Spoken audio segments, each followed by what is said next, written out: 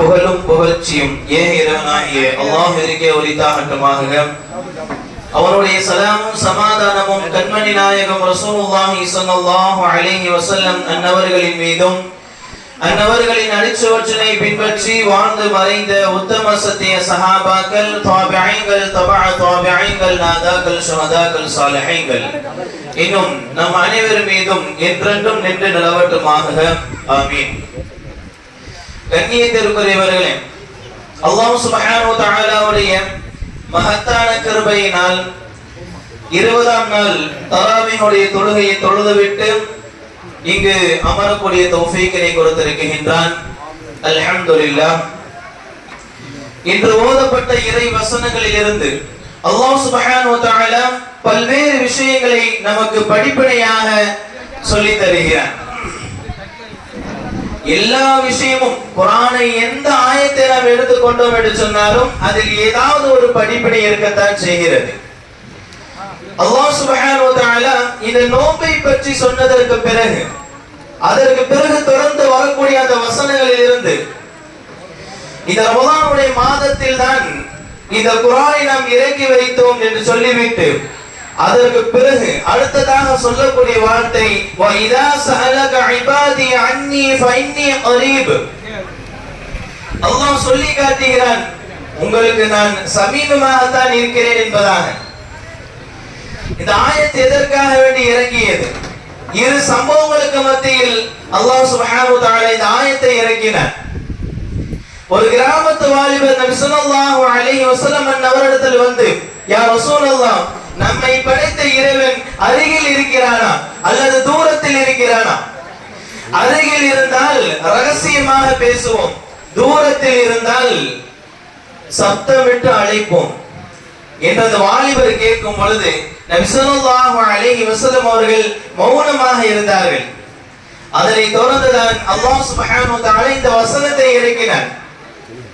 இதனை தொடர்ந்து யூதர்கள் சொன்னார்கள், நமக்கும் இது வானத்திற்கும் இடையில் 500 வருட கால தொலைதூரம் இருக்கிறது. அதே சமயத்தில் 7 வானங்களும் அதே தூரத்தில் தான் இருக்கிறது. அதற்கு அந்த பக்கம் இருக்கக்கூடிய இறைவன் நாம் இங்கிருந்து சொல்லக்கூடிய வார்த்தைகளை, நாம் இங்கிருந்து அழைக்கக்கூடிய அந்த வார்த்தைகளை இறைவன் எப்படி கேட்க முடியும் என்பதாக யூதர்கள் நபி ஸல்லல்லாஹு அலைஹி வஸல்லம் அவரை பார்த்து கேட்டார்கள். அதனை தொடர்ந்துதான் அல்லாஹ் சுப்ஹானஹு வ தஆலா வசனத்தை இறக்கினார். வஇதா சஅலக இபாதி அன்னி ஃபஇன்னி கரீப். என்னோட அடியார்கள் கேட்கிறார்கள், நான் எங்கே இருக்கிறேன் என்பதாக.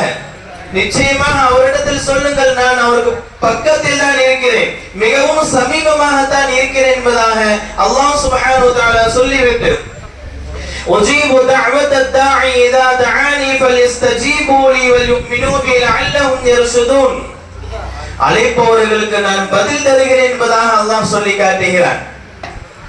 இப்படி நாம் செய்கின்ற அந்த பிரார்த்தனைக்கு நாம் அல்லாஹ்விடத்தில் யா அல்லாஹ் என்று கேட்கிறோம் அல்லவா? யா அல்லாஹ், என்னுடைய பாவங்களை மன்னித்து விடு. யா அல்லாஹ், எனக்கு ஏற்பட்டிருக்கின்ற சோதனைகள், எனக்கு ஏற்பட்டிருக்கின்ற கஷ்டங்களை விட்டும் முழுமையாக பாதுகாத்து விடு என்பதாக எல்லாம் நாம் துஆக்களை செய்யும் பொழுது, அல்லாஹ்விடத்தில் பிரார்த்தனை மேற்கொள்ளும் பொழுது அல்லாஹ் சுப்ஹானஹு வ தஆலா அந்த வார்த்தைகளை செவிமடுக்கிறான். அதை கேட்பதற்கு மிகவும் சமீபமாக தான் இருக்கிறான். இப்படி குர்ஆனில் பல இடங்களில் இருந்து அல்லாஹ் சுப்ஹானஹு வ தஆலா நீங்கள் என்னை அழையுங்கள், நான் உங்களுக்கு செவி சாய்க்கிறேன் என்று சொல்லி காட்டுகிறான். அந்த வகையில் இன்று ஓதப்பட்ட வசனத்தில் அல்லாஹ் சொல்லக்கூடிய வார்த்தை வகால ரப்புக்கும் உதுஊனி அஸ்தஜிபு லக்கும். நீங்கள் என்னிடத்தில் அழையுங்கள், என்னிடத்தில் நீங்கள் பிரார்த்தனை செய்யுங்கள், நான் உங்களுக்கு பதிலடி தருகிறேன், நான் உங்களுக்கு பதில் தருகிறேன் என்பதாக அல்லாஹ் சுப்ஹானஹு வ தஆலா சொல்லி காட்டுகிறான்.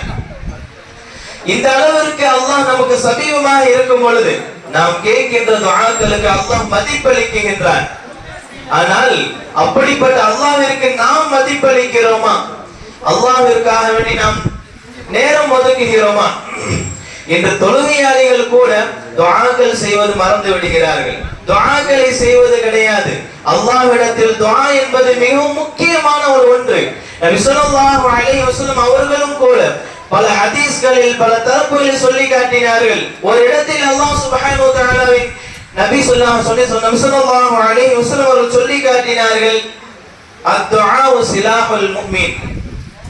துஆ இருக்கிறது, பிரார்த்தனை இருக்கிறது, அது முஃமினுடைய ஆயுதம், முஃமினுடைய கேடயம் என்பதாக நபி அவர்கள் சொல்லி காட்டினார்கள். இன்னொரு இடத்திலும் கூட நபி அவர்கள் இந்த அளவுக்கு சொன்னார்கள், அத்துஆஉ முஹூல் இபாதா, வணக்கங்களுக்கு மூளை துஆ என்பதாக நபி ஸல்லல்லாஹு அலைஹி வஸல்லம் அவர்கள் சொல்லி காட்டினார்கள். இந்த அளவிற்கு துஆ பிரார்த்தனை என்பது மிகவும் அவசியமானது. அது நம்மிடத்தில் இருக்கிறதா என்பதை நாம் யோசித்து பார்க்க வேண்டும். நபி அவர்கள் பல தரப்பில் சொல்லி காட்டினார்கள். நபி ஸல்லல்லாஹு அலைஹி வஸல்லம் அவர்கள் ஒரு தடவை சொன்னார்கள், 3 பேருடைய துஆ ஒருபோதும் மறுக்கப்படுவதில்லை. 3 பேருடைய துஆவை அல்லாஹ் மறுப்பதே கிடையாது, மறுக்க போவதே கிடையாது. யார் அந்த 3 பேர்? முதலாவது நபி அவர்கள் சொன்னார்கள், நீதி நேர்மையான ஒரு அரசன். இரண்டாவதாக சொன்னார்கள், நோம்பாளியினுடைய துஆ. மூன்றாவதாக சொன்னார்கள், அநீதி இழைக்கப்பட்டவனின் துஆ. இந்த 3 பேருடைய துஆவை அல்லாஹ் சுப்ஹானஹு வ தஆலா எந்த ஒரு தடையின்றி ஏற்றுக்கொள்கிறார், எந்த ஒரு தடையின்றி கபூல் செய்து கொள்கிறார். அந்த வகையில் அல்லாஹ் சொல்லக்கூடிய, அல்லாஹ் ஏற்றுக்கொள்ளக்கூடிய துஆவை ஒப்புக்கொள்ளக்கூடிய ஒரு நபராக இருக்கின்றோம். இந்த ரமலானுடைய மாதம் மிகவும் முக்கியமானது. இந்த ரமலானுடைய மாதத்தில் நாம் நோன்பு வைத்துக் கொண்டு நாம் அல்லாஹ்விடத்தில் செய்கின்ற ஒவ்வொரு பிரார்த்தனைக்கும் ஒவ்வொரு துஆவிற்கும் அல்லாஹ்விடத்தில் மிகப்பெரிய ஒரு அங்கீகாரம் இருக்கிறது. அதை நாம் ஒரு காலம் வீணாக்கி விடக் கூடாது. காரணம், நோம்பாளிகளுடைய துஆ, அதிலும் குறிப்பாக நோன்பு திறக்கக்கூடிய அந்த சமயத்தில், நோன்பு திறப்பதற்கு ஒரு 10 நிமிடம் இருக்கக்கூடிய, ஒரு 5 நிமிடம் இருக்கக்கூடிய அந்த சமயத்தில் நாம் கேட்கின்ற துஆக்களுக்கு நிச்சயம் அல்லாஹ் பதில் தருகிறான். ஆனால் அந்த நேரத்தில் நம்முடைய துஆக்கள் எப்படி இருக்கிறது? உருக்கமான துஆ நம்மிடத்தில் இருக்க வேண்டும். காரணம் என்ன தெரியுமா? நபி ஸல்லல்லாஹு அலைஹி வஸல்லம் அவர்கள் சொல்லி காட்டினார்கள், நபிமார்களுக்கு என்று சில பிரத்யேகமான விஷயங்கள் இருக்கிறது. 3 விஷயங்கள் நபிமார்களுக்கு பிரத்யேகமானது. அதில் ஒன்று துஆ. அது என்னுடைய உம்மத்திற்கு அல்லாஹ் கொடுத்திருக்கிறான் என்பதாக நபி ஸல்லல்லாஹு அலைஹி வஸல்லம் அவர்கள் சொல்லி காட்டினார்கள். என்று சொன்னால் நாம் துஆ எவ்வளவு முக்கியமானது என்பதை நாம் யோசித்து பார்க்க வேண்டும். காரணம், அந்த அளவிற்கு துஆவை அல்லாஹ் அங்கீகரிக்கின்றான். நாம் கேட்கின்ற ஒவ்வொரு துஆவிற்கும் அல்லாஹ் பதில் தருகிறேன் என்று சொல்கிறான். ஆனால் துஆ செய்வதற்கு தான் இன்று ஆள் கிடையாது, பிரார்த்தனை மேற்கொள்வதற்கு தான் இங்கே ஆள் கிடையாது. ஹஸரத் அபூ ஹுரைரா রাদিয়াল্লাহு அன்ஹு அவர்கள் அறிவிக்கக்கூடிய ஒரு ஹதீஸ், நபி ஸல்லல்லாஹு அலைஹி வஸல்லம் அவர்கள் சொல்லி காட்டினார்கள், அடியார்களுடைய துஆவை அல்லாஹ் 3 நிலைகளில் கபூல் செய்கிறான். 3 நிலையில் ஏதாவது ஒரு நிலை நமக்கு கிடைத்து விடும். 3 நிலை. முதலாவது நிலை என்ன தெரியுமா? ஒரு அடியான் துஆ செய்யும் பொழுது அந்த அடியான் என்ன துஆ செய்கிறானோ அதை அப்படியே கொடுத்து விடுவான் இந்த உலகத்தில். முதலாவது. இரண்டாவதாக சொல்லி காட்டினார்கள், அந்த துஆவிற்கு பதிலாக நாளை மறுமையில் அல்லாஹ் சுப்ஹானஹு வ தஆலா பிரதிபலனை கொடுப்பான், நன்மைகளை கொடுப்பான், நன்மையின் குவியலை கொடுப்பான். எந்த அளவிற்கு சொல்வார் என்று சொன்னால், நாளை மறுமையில் அடியான் தான் செய்த அந்த துஆக்களுக்கு நன்மைகளாக வரும்போது அந்த குவியலை எல்லாம் பார்த்துவிட்டு அந்த அடியான் சொல்வான், இந்த உலகத்தில் என்னுடைய துஆக்கள் எதுவும் கபூலாகாமல் இருந்திருக்க வேண்டுமே, எதுவும் ஏற்றுக்கொள்ளாமல் இருந்திருக்க வேண்டுமே என்பதாக அந்த அடியான் ஆசைப்படுவான். அந்த அளவிற்கு அல்லாஹ் சுப்ஹானஹு வ தஆலா நாம் செய்கின்ற துஆ இந்த உலகத்தில் ஏற்றுக்கொள்ளப்படவில்லை என்றால் நாளை மறுமையில் அது ஒரு நன்மையாக, நன்மையின் ஒரு குவியலாக ஆகிவிடும் என்பதாக நபி ஸல்லல்லாஹு அலைஹி வஸல்லம் அவர்கள் சொல்லி காட்டினார்கள். மூன்றாவது நிலை, நாம் செய்கின்ற அந்த துஆக்களுக்கு பகரமாக அல்லாஹ் கொடுக்கிறான், நாம் செய்கின்ற அந்த பாவங்களை அல்லாஹ் மன்னிக்கிறான் என்பதாக நபி ஸல்லல்லாஹு அலைஹி வஸல்லம் அவர்கள் சொல்லி காட்டினார்கள். இந்த அளவிற்கு துஆ மிகவும் முக்கியமானது.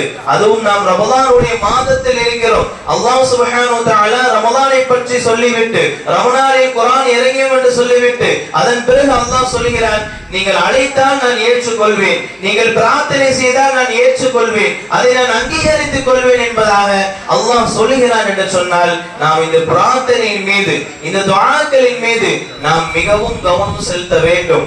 ஆனால் இன்று எந்த அளவிற்கு மோசமாக இருக்கிறது, அந்த நேரத்தில் தான் கடைசி இருக்கக்கூடிய அந்த 10 நிமிடம் அல்லது ஒரு 5 நிமிடத்தில் தான் என்ன செய்கிறோம், உணவுகளை எல்லாம் நாம் சீர் செய்கிறோம், அதையெல்லாம் சரியாக்குகிறோம். அந்த 5 நிமிடம் துவா, ஒரு உருக்கமான ஒரு துஆவை நாம் மேற்கொண்டோம் என்று சொன்னால் பிரச்சனைகள் இல்லாத மனிதன் யாரும் கிடையாது, முசீபத்துகள் இல்லாத மனிதன் யாரும் கிடையாது, நோய் இல்லாத மனிதன் யாரும் கிடையாது. அந்த வகையில் எனக்கு ஏற்பட்டு இருக்கிற அந்த நோய், எனக்கு ஏற்படுகின்ற அந்த சோதனை, எனக்கு ஏற்படுகின்ற அந்த கஷ்டங்கள் எல்லாம் நீங்க வேண்டும் என்று சொன்னால் இந்த நோம்புடைய நேரத்தில் நோம்பாளிகளாக இருந்து நோம் திறக்கக்கூடிய அந்த சமயத்தில் நாம் துஆக்களை மேற்கொண்டோம் என்று சொன்னால் நமக்கு ஏற்படுகின்ற கஷ்டங்களில் இருந்தும் நமக்கு ஏற்படுகின்ற அந்த நோய்களில் இருந்தும் அல்லாஹ் பாதுகாத்து விடுவான். ஹஸ்ரத் அனஸ் இப்னு மாலிக் ரலியல்லாஹு அன்ஹு அவர்கள் நபி அவர்கள் சொன்னதாக ஒரு ஹதீஸை அறிவிக்கிறார்கள். நபி ஸல்லல்லாஹு அலைஹி வஸல்லம் அவர்கள் அல்லாஹ் சொன்னதாக சொல்லி காட்டுகிறார்கள். 4 விஷயம் இருக்கிறது. அல்லாஹ் நபியை பார்த்து சொன்னார், 4 விஷயம் உண்டு. முதலாவது விஷயம் அது எனக்குரியது, இரண்டாவது விஷயம் உங்களுக்குரியது, மூன்றாவது விஷயம் உங்களுக்கும் எனக்கும் மத்தியில் உள்ளது, நான்காவது விஷயம் உங்களுக்கும் என்னுடைய அடியார்களுக்கும் மத்தியில் உள்ளது என்பதாக அல்லாஹ் சுப்ஹானஹு வ தஆலா சொல்லி காட்டினான். அது 4 விஷயம் எது? முதலாவதாக எனக்குரியது என்று அல்லாஹ் சொல்லக்கூடியது, தனக்குரியது என்று சொல்லக்கூடிய காரணம் என்னவென்று சொன்னால் தன்னை மட்டும் வணங்க வேண்டும், வேறு யாரையும் இணை வைக்க கூடாது என்ற அந்த விஷயம் தனக்குரியது என்பதாக அல்லாஹ் சொல்லி காட்டுகிறான். இரண்டாவது உங்களுக்குரியது என்று அல்லாஹ் நபியை பார்த்து சொன்ன விஷயம் என்னவென்று சொன்னால் நீங்கள் எந்த அமலை செய்தாலும் அதை நான் உடனடியாக கபூல் செய்வேன். நீங்க எந்த அமல் செய்தாலும் அதற்காக வேண்டிய கூலியை, அதற்காக வேண்டிய நன்மைகளை நான் உங்களுக்கு கொடுப்பேன் என்பதாக நபியை பார்த்து அல்லாஹ் சொன்னான். மூன்றாவது உங்களுக்கும் எனக்கும் மத்தியில் உள்ளது எந்த விஷயம் என்று சொன்னால் நீங்கள் எந்த துஆவை என்னிடத்தில் கேட்கிறீர்களோ, நீங்கள் எதை வைத்து என்னிடத்தில் பிரார்த்தனை செய்கிறீர்களோ அதை முழுமையாக நான் கபூல் செய்து விடுவேன், ஏற்றுக்கொண்டு விடுவேன் என்பதாக அல்லாஹ் சொல்கிறான். நான்காவது உங்களுக்கும், அல்லாஹ் நபியை பார்த்து சொன்னார், உங்களுக்கும் என்னுடைய அடியார்களுக்கும் மத்தியில் உள்ள விஷயம் என்னவென்று சொன்னால் நீங்கள் எதை விரும்புகிறீர்களோ, நீங்கள் எதை ஆசைப்படுகிறீர்களோ அதையே என்னுடைய அடியார்களுக்கும் உங்களுடைய சகோதரர்களுக்கும் நீங்கள் விரும்புவது என்பதாக அல்லாஹ் சுப்ஹானஹு வ தஆலா சொல்லி காட்டினான். துஆக்கள் இருக்கிறதே நமக்காக மட்டுமல்ல, ஒட்டுமொத்த முஸ்லிம்களுக்கும் ஒட்டுமொத்த இஸ்லாமியர்களுக்கும் உண்டான ஒரு விஷயம். அது நமக்காக வேண்டி மட்டும், நான் மட்டும் நிம்மதியாக இருக்க வேண்டும், நான் மட்டும் சுபிட்சமாக இருக்க வேண்டும் என்று துஆ செய்யக்கூடாது. எல்லா மக்களும் நிம்மதியாக இருக்க வேண்டும். உலகத்தில் நாம் பார்க்கிறோம் எவ்வளவு விஷயங்கள் நடக்கிறது, எவ்வளவு தகவல்கள் நாம் கேள்விப்படுகிறோம். யோசிக்க வேண்டாமா? அல்லாஹ் சுபிட்சமான ஒரு வாழ்க்கையை நமக்கு கொடுத்திருக்கிறான், நாம் சிந்திக்க வேண்டாமா? உலகத்தில் உள்ள முஸ்லிம்கள் எவ்வளவு பாடுபடுகிறார்கள், அவர்களுக்கு எவ்வளவு பெரிய சோதனை கொடுக்கப்படுகிறது, எவ்வளவு பெரிய சோதனை. இவ்வளவு சிறிய குழந்தை தான் பள்ளிக்கூடத்திற்கு அனுப்பியிருக்கிறார்கள், ஆனால் என்ன செய்து விட்டார்கள், அந்த இடத்தில் கொண்டு போடப்படுகிறது, அந்த சின்ன குழந்தை இறந்து விடுகிறது. அந்த பெற்றோர்களின் மனம் எவ்வளவு நொந்து இருக்கும், எவ்வளவு பாசம் வைத்திருப்பார்கள், எவ்வளவு அன்பு வைத்திருப்பார்கள், எல்லாம் ஒரு நொடியில் சிதைந்து விட்டது. இதற்கெல்லாம் என்ன விஷயம் என்று சொன்னால் அல்லாஹ் அதை வைத்து நமக்கு சொல்லக்கூடிய பதில், அல்லாஹ் நமக்கு அதை வைத்து சொல்லக்கூடிய விஷயம் என்னவென்று சொன்னால் அதிலிருந்து நாம் படிப்பினை பெற வேண்டும். அதற்கும் நமக்கும் சம்பந்தம் இல்லாமல் அல்லாஹ் ஆக்கி இருக்கின்றான். அதை விட ஒரு சுபிட்சமான ஒரு சந்தோஷமான வாழ்க்கையை நமக்கு கொடுத்திருக்கின்றான். ஆனால் உலகத்தில் முஸ்லிம்கள் பாடுபடுகிறார்கள், கஷ்டப்படுகிறார்கள், சோதனைக்கு உள்ளாக்கப்படுகிறார்கள். நாம் என்ன செய்ய வேண்டும்? நமக்காக வேண்டி மட்டும் துஆக்களை மேற்கொள்ள கூடாது, ஒட்டுமொத்த முஸ்லிம்களுக்கும் நாம் துஆக்கள் செய்ய வேண்டும். எந்த முஸ்லிம்கள் பாடுபடுகிறார்களோ, எந்த முஸ்லிம்கள் ஷஹீதாக்கப்படுகிறார்களோ, எந்த முஸ்லிம்களுக்கு எவ்வளவு பெரிய சோதனை ஏற்படுகிறதோ அதற்காக வேண்டி எல்லாம் நாம் முழுமையாக முறையில் துஆ செய்ய வேண்டும். தனக்கு விரும்புவதையே தன்னுடைய சகோதரனுக்கு விரும்ப வேண்டும் என்பதாக அல்லாஹ் சொல்லி காட்டுகிறானா இல்லையா? அந்த வகையில் நாம் என்ன செய்ய வேண்டும்? துஆக்களுக்கு மதிப்பளிக்க வேண்டும். துஆக்களுக்கு என்று சிறந்த ஒரு அங்கீகாரம் இருக்கிறது. நாம் சீரான முறையில் உறவுகளை பேணி பாதுகாத்து நல்ல முறையில் ஹலாலான முறையில் சம்பாதித்து எந்த ஒரு தவறான ஒரு நோக்கமும் எண்ணமும் இல்லாமல் நாம் அல்லாஹ்விடத்தில் பிரார்த்தனை மேற்கொள்ளும் பொழுது அல்லாஹ் சுப்ஹானஹு வ தஆலா அந்த துஆவை ஏற்றுக்கொள்கிறான். அப்படிப்பட்ட துஆக்கள் தான் நம்மிடத்தில் இருக்க வேண்டும். குறிப்பாக இந்த ரமலானுடைய மாதம் நம்மிடத்தில் இருக்கிறது. இன்னும் கிட்டத்தட்ட ஒரு 10 நாட்கள் தான் மீதம் இருக்கிறது. என்றால் நாம் என்ன செய்ய வேண்டும்? அதிகப்படியான முறையில் துஆக்கள் செய்ய வேண்டும். ஜிப்ராயில் அலைஹிஸ்ஸலாத்து வஸலாம் அவர்கள் சொல்லி காட்டினார்களா இல்லையா? அவர்கள் விட்ட அந்த சாபம் நாம் சிந்திக்க வேண்டும்.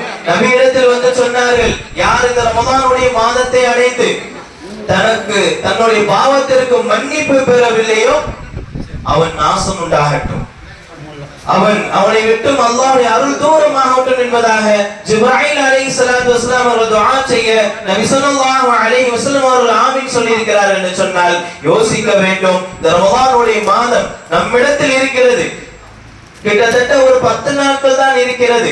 எஞ்சி இருக்கக்கூடிய அந்த நாளை நாம் சீரான முறையில் பாதுகாக்க வேண்டும், சரியான முறையில் நாம் பேணி பாதுகாக்க வேண்டும். முதலில் நோன்பு வைக்கிறோம் என்று சொன்னால், இரண்டாவது இபாதத்துகள் செய்கிறோம் என்று சொன்னால், மூன்றாவதாக துஆக்களை மேற்கொள்ள வேண்டும். இந்த ரமதானுடைய மாதத்தில் என்னுடைய ஒட்டுமொத்த பாவம் மன்னிக்கப்பட்டு விட வேண்டும் என்ற எண்ணம் நம் மனதில் இருக்க வேண்டும். அதற்காக வேண்டிய அல்லாஹ்விடத்தில் நாம் அதிகம் துஆக்கள் செய்ய வேண்டும். இந்த துஆக்களை பற்றி எல்லா சஹாபாக்களும் நல்ல முறையில் அறிந்து வைத்திருந்தார்கள். உஹதுடைய யுத்தம் நடக்கிறது. ஆசிம் இப்னு சாபித் ரலியல்லாஹு அவர்கள் ஒரு குடும்பத்தில் உள்ள ஒரு ஒட்டுமொத்த தலைமுறையையும் கொன்று விடுகிறார்கள். ஒட்டுமொத்த தலைமுறையும் கொன்று விடுகிறார்கள். இந்த நிலையில் அந்த குடும்பத்தில் இருக்கக்கூடிய ஒரு பெண் சுல்ஃபா பின்த் சஅத் என்ற அந்த பெண்மணி வந்து அந்த போர்க்களத்தில் பார்க்கிறார்கள். தன்னுடைய கணவன் தன்னுடைய கணவன் கொல்லப்பட்டிருக்கின்றான், தன்னுடைய 2 மகன்களும் கொல்லப்பட்டிருக்கிறார்கள். இதையெல்லாம் பார்த்து வேதனை அடைந்து அவர் சபதம் பெறுகிறார். அந்த பெண்மணி ஆசிமுடைய அந்த மண்டை ஓட்டை, அவனுடைய அந்த மண்டை ஓட்டை, அதிலிருந்து நான் என்ன செய்வேன், மது அருந்துவேன் என்பதாக சபதம் பெறுகிறார்கள். ஆனால் ஒரே ஒரு ஆறுதல் அந்த பெண்மணிக்கு, அவருடைய 3வது மகன் உயிரோடு இருக்கிறார்கள். அதை வைத்து ஆறுதல் அடைந்து திரும்ப சென்று விடுகிறார்கள். இந்த நிலையில் ஒரு அறிவிப்பை வெளியிடுகிறார்கள். அந்த பெண்மணி மக்காவில் இருந்து அந்த அறிவிப்பை வெளியிடுகிறார்கள்.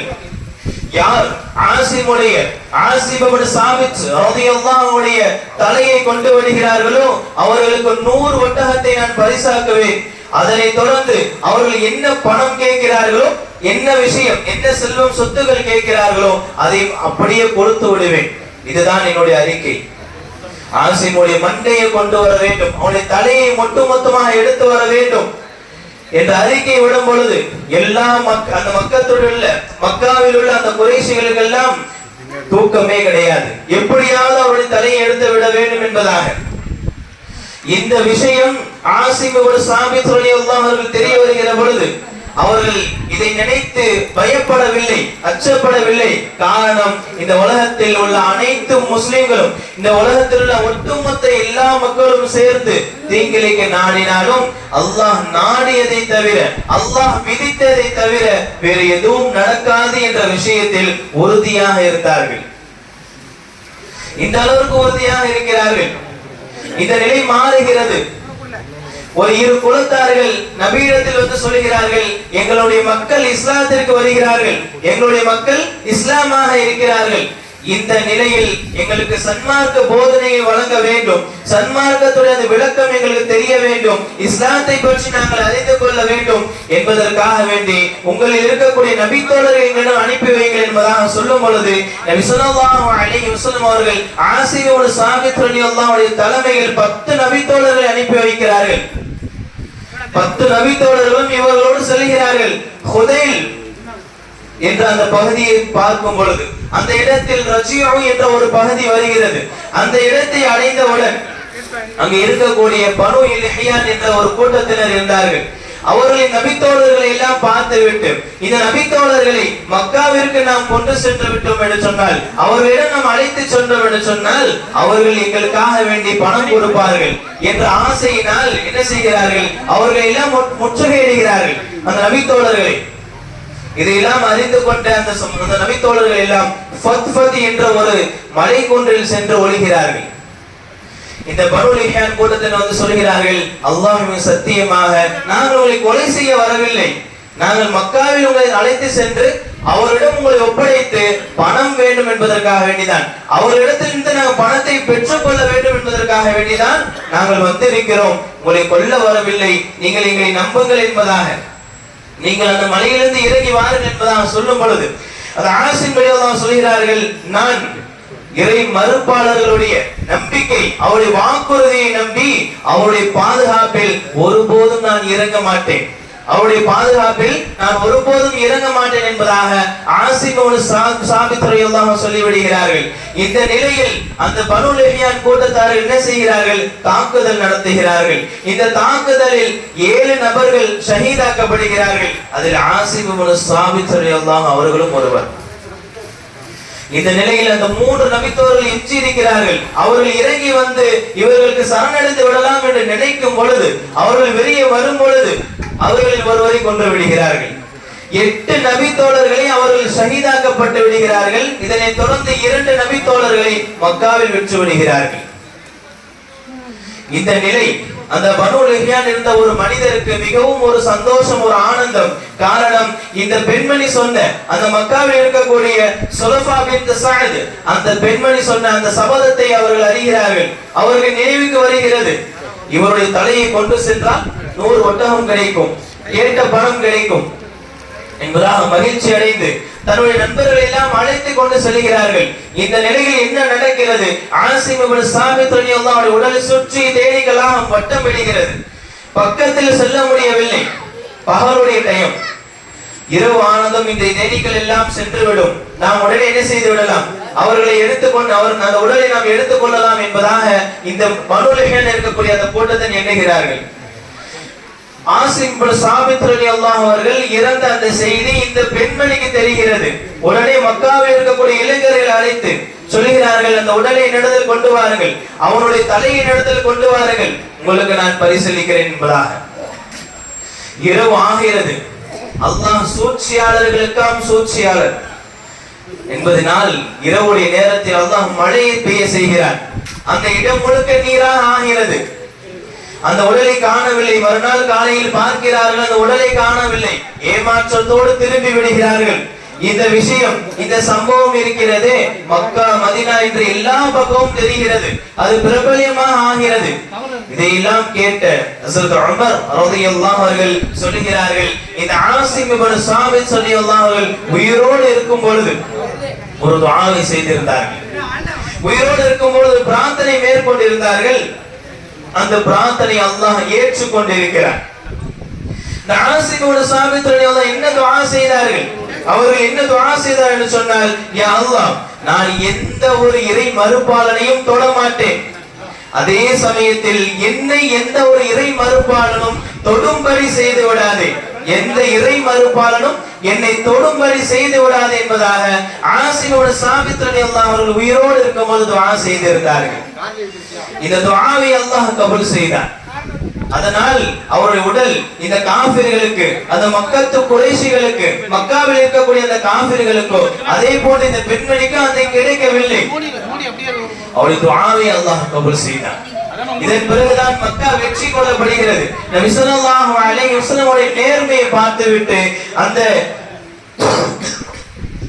சுலஃபா பின் சஅத் ரலியல்லாஹு அன்ஹா அவருடைய மகனும் சேர்ந்து இஸ்லாத்திற்கு இணைகிறார்கள். இந்த சம்பவத்தில் நாம் தெரிந்து கொள்ள வேண்டிய விஷயம் என்னவென்று சொன்னால், அல்லாஹ் எந்த நிலையும் கபூல் செய்ய தயாராகத்தான் இருக்கிறார். நாம் செய்கின்ற துஆ அல்லாஹ்விடத்தில் அங்கீகரிக்கப்படுகிறது. நாம் செய்கின்ற துஆ இந்த உலகத்தில் அங்கீகரிக்கப்படவில்லை என்று சொன்னால், நாம் ஒரு தேவையை கேட்கிறோம், அந்த தேவை நிறைவேறவில்லை என்று சொன்னால், நாளை மறுமையில் அது நமக்கு நன்மையாக வரும், அல்லது நம்முடைய பாவங்களுக்கு அது மன்னிப்பாக வந்துவிடும் என்பதைத்தான் நபி ஸல்லல்லாஹு அலைஹி வஸல்லம் அவர்கள் சொல்லி காட்டினார்கள்.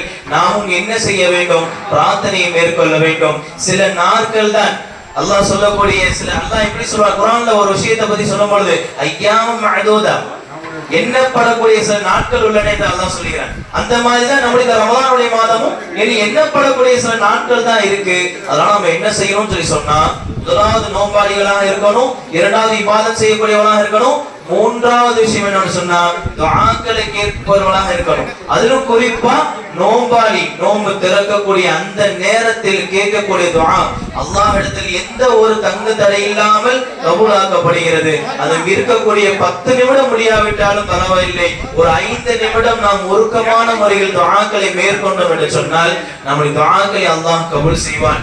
பத்ர் சஹாபாக்கள் பத்ர் போர்க்களத்திற்கு முன்தினத்தில் அந்த இரவில் நபி ஸல்லல்லாஹு அலைஹி வஸல்லம் அவர்கள் உருக்கமான முறையில் துஆ செய்தார்கள். அதன் காரணத்தினால் தான் பத்ர் சஹாபாக்கள் அன்று வெற்றி கொள்ளப்பட்டார்கள். இதற்கெல்லாம் காரணம் நபி அவர்கள் எல்லா விஷயத்தையும் நீங்கள் பார்த்தோம் என்று சொன்னால் அவர்கள் பிரார்த்தனை செய்பவர்களாக தான் இருந்தார்கள். பிரார்த்தனை செய்பவர்களாக, துஆக்களை கற்றுக் கொடுப்பவர்களாக, துஆக்களை செய்பவர்களாக தான் இருந்திருக்கிறார்கள். அவருடைய உம்மத்தாகிய நாமும் துஆவில் பங்கு கொள்ள வேண்டும், பிரார்த்தனை அதிகம் செய்ய வேண்டும். வல்லர் ரஹ்மான் தௌஃபீக் செய்வானாக. நமக்கு இருக்கக்கூடிய அந்த தேவைகள், நமக்கு இருக்கக்கூடிய அந்த நியத்துகள், நமக்கு இருக்கக்கூடிய அந்த ஹலாலான ஹாஜத்துகள் எல்லாம் அல்லாஹ் சுப்ஹானஹு வ தஆலா நிறைவேற்றி தந்தல் புரிவானாக. வாஹிரு தஅவானா அல்ஹம்துலில்லாஹி ரப்பில் ஆலமீன். அஸ்ஸலாமு அலைக்கும் வ ரஹ்மத்துல்லாஹி வ பரகாத்துஹு.